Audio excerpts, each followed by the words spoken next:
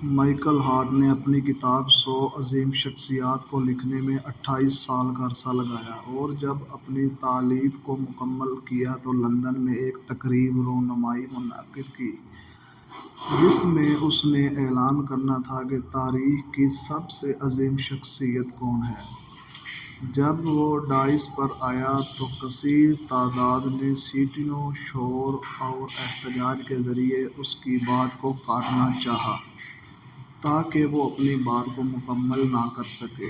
پھر اس نے کہا شروع کیا، ایک آدمی چھوٹی سی بستی مکہ میں کھڑے ہو کر لوگوں سے کہتا ہے میں اللہ کا رسول ہوں، میں اس لیے آیا ہوں تاکہ تمہارے اخلاق و عادات کو بہتر بنا سکوں۔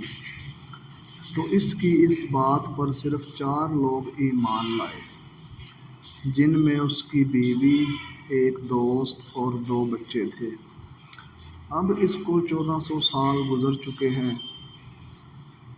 مرور زمانہ کے ساتھ ساتھ اب اس کے فالوورز کی تعداد 1.5 ارب سے تجاوز کر چکی ہے اور ہر آنے والے دن میں اس کے فالوورز میں اضافہ ہو رہا ہے، اور یہ ممکن نہیں ہے کہ وہ شخص جھوٹا ہے، کیونکہ 1400 سال جھوٹ کا زندہ رہنا محال ہے، اور کسی کے لیے یہ بھی ممکن نہیں ہے کہ وہ 1.5 ارب لوگوں کو دھوکہ دے سکے۔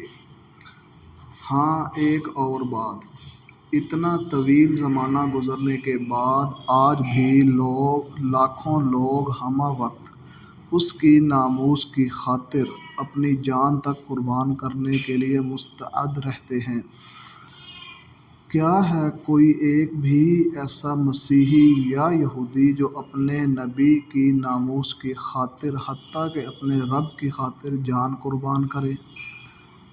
بلا شبہ تاریخ کی وہ عظیم شخصیت حضرت محمد مصطفیٰ صلی اللہ علیہ وسلم ہے۔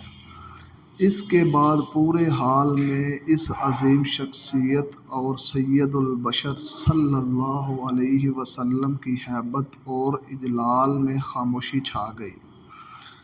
نبی کریم صلی اللہ علیہ وسلم کی شان ہمیشہ سے بلند تھی، ہے اور ہمیشہ رہے گی۔ بے شک